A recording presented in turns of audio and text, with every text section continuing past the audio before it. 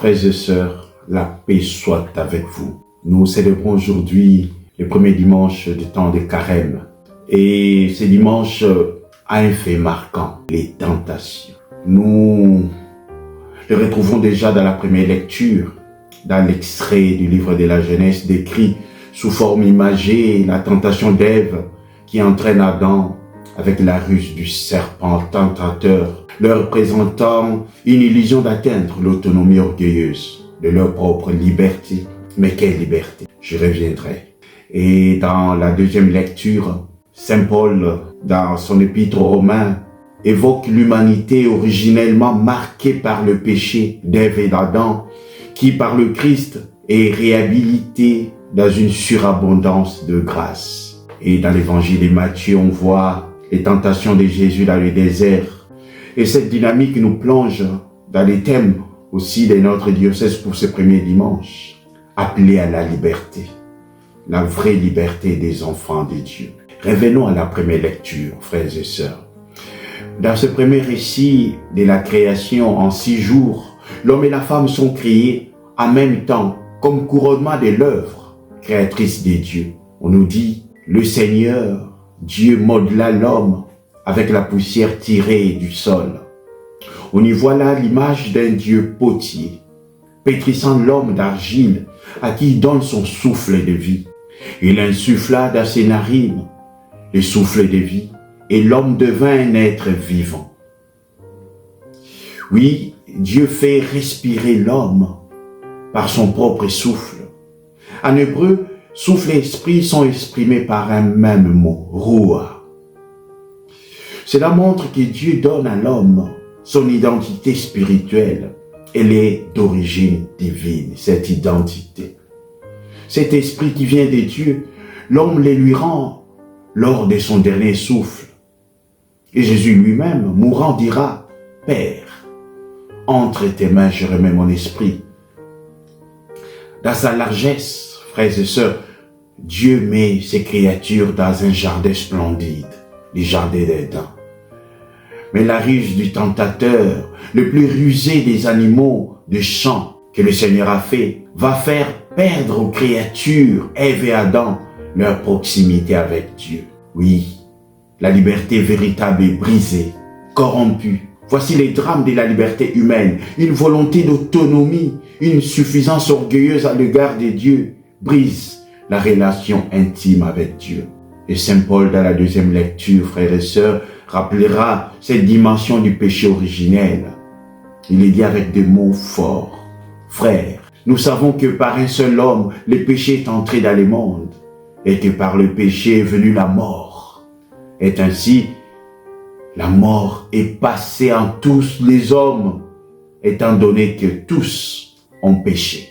Mais le règne du péché tend vers sa fin, dit Saint Paul, car la surabondance de grâce l'emporte infiniment sur la multitude des péchés. Oui, Saint Paul est dit, si en effet à cause d'un seul homme, par la faute d'un seul, la mort a établi son règne, combien plus à cause de Jésus-Christ et de lui seul régneront-ils dans la vie ceux qui reçoivent en abondance les dons de la grâce qui les rend justes. Romains 5, 17. Oui, frères et sœurs, c'est ainsi que Jésus se place en nouveau chef de file de l'humanité libre et justifiée, c'est-à-dire sauvé par Dieu. Mais cela reste un combat de tous les temps. Cela reste un combat de tous les jours. Et ce combat de liberté véritable est relaté à travers l'évangile de ce jour. Après son baptême, rempli de l'Esprit Saint, Jésus se retire dans les déserts de Judée, une grande zone de sable et des collines arides, qui est tout proche de l'endroit où Jean-Baptiste baptisé. Jésus-Christ va séjourner 40 jours dans les déserts, parce qu'il veut être dans les recueillements, dans la prière et le jeûne. Mais il est rempli de l'Esprit Saint, mais il sera tenté. C'est pour dire, frères et sœurs, être proche de Dieu ne nous épargne pas de preuves, mais nous donne la force de les surmonter, de les contourner, de les vaincre. Et Jésus est là dans les recueillements, dans la prière et le jeûne. Mais soulignons une chose, le jeûne de Jésus se situe dans le prolongement de son baptême. C'est-à-dire, il veut se rendre solidaire de l'humanité pécheresse. Parce que lui n'a pas besoin de jeûner, il n'est pas pécheur, mais il est solidaire. Comme pour le baptême, il a été baptisé par solidarité au genre humain. Les diables tentent Jésus à 3 reprises. Et cela est presque le rythme chronologique des 3 tentations que nous pouvons retrouver dans l'Ancien Testament du peuple hébreu dans le désert pendant 40 ans. La tentation de la manne dans Exode 16, 4. Celle des prodiges, quand ils imposent presque à Dieu, ils font un chantage, ils ont besoin de l'eau, donne-nous de l'eau, sinon on va se rebeller. Exode 17. Et celle des idoles et du veau d'or qui vont adorer. Exode 32. Frères et sœurs, là où Israël a failli, Jésus ne faiblit pas, il va vaincre. Première tentation, la tentation du pain. Après avoir jeûné pendant 40 jours et 40 nuits, frères et sœurs, Jésus eut faim. Alors le diable lui suggère de demander aux pierres de devenir de pain. Si tu es fils de Dieu, ordonne que ces pierres deviennent de pain. Oui, frères et sœurs, le diable veut tester la puissance de Jésus, dont il a reçu le titre lors de son baptême. Alors, ces citations contre paroles, le diable cite, Jésus proclame. Jésus répond, il est écrit, l'homme ne vit pas seulement de pain, mais de toute parole qui sort de la bouche de Dieu. Par cette réponse de Jésus, il veut montrer au tentateur que sa faim est celle de la parole de Dieu, c'est-à-dire ma nourriture est de faire la volonté de mon Père, qu'on retrouve dans Jean 4, 32. Moïse avait dit et mis en garde le peuple dans les déserts. L'homme ne vit pas seulement de pain, qu'on retrouve dans Deutéronome 8, 3.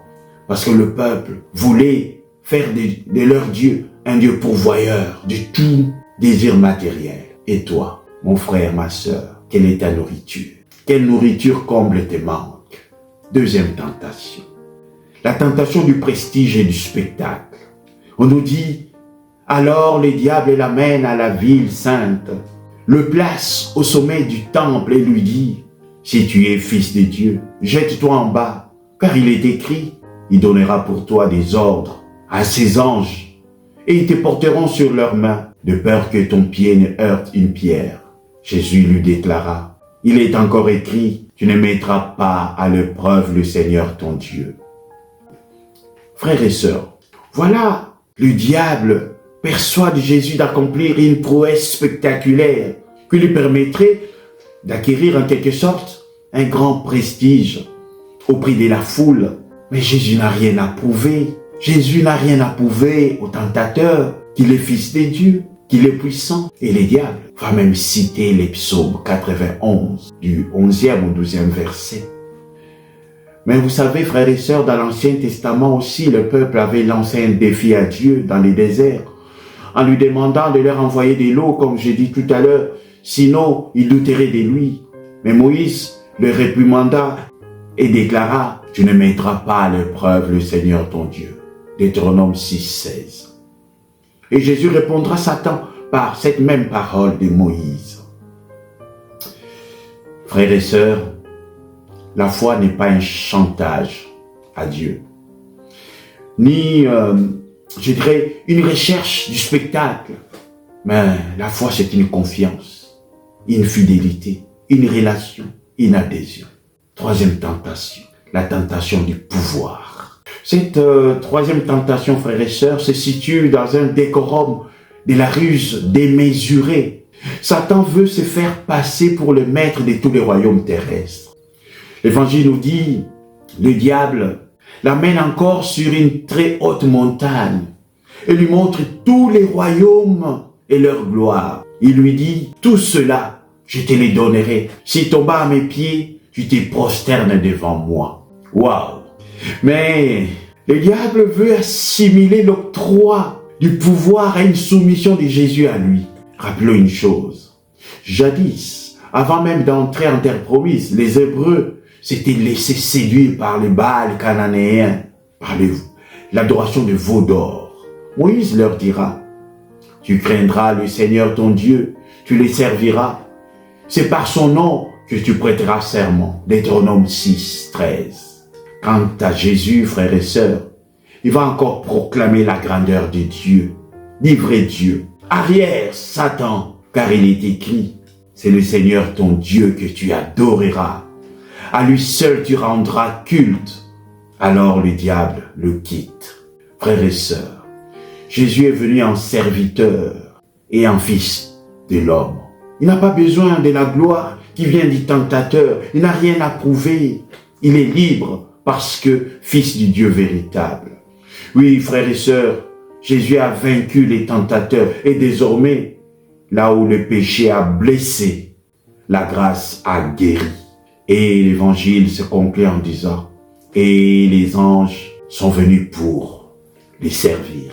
Ce n'est pas parce que il s'est jeté du haut du temple pour que les anges viennent les porter, mais c'est parce qu'il a vaincu les tentateurs en toute liberté comme fils de Dieu, en fidélité à son Père, que les anges vinrent pour les servir. Frères et sœurs, que chacun de nous fasse de ce chemin de carême un chemin de la vraie liberté des enfants de Dieu, qui sont victorieux des épreuves et du combat contre le mal, par la proclamation vivante de la parole. Pas seulement citer la parole, parce que le diable, lui aussi, cite la parole. Mais nous, qui croyons, on ne cite pas, on proclame la parole. Car la parole, c'est une vie, c'est Jésus. Poursuivons ces cheminements de carême avec courage, détermination, liberté, et que le Seigneur nous bénisse tous. Au nom du Père, et du Fils, et du Saint-Esprit. Amen.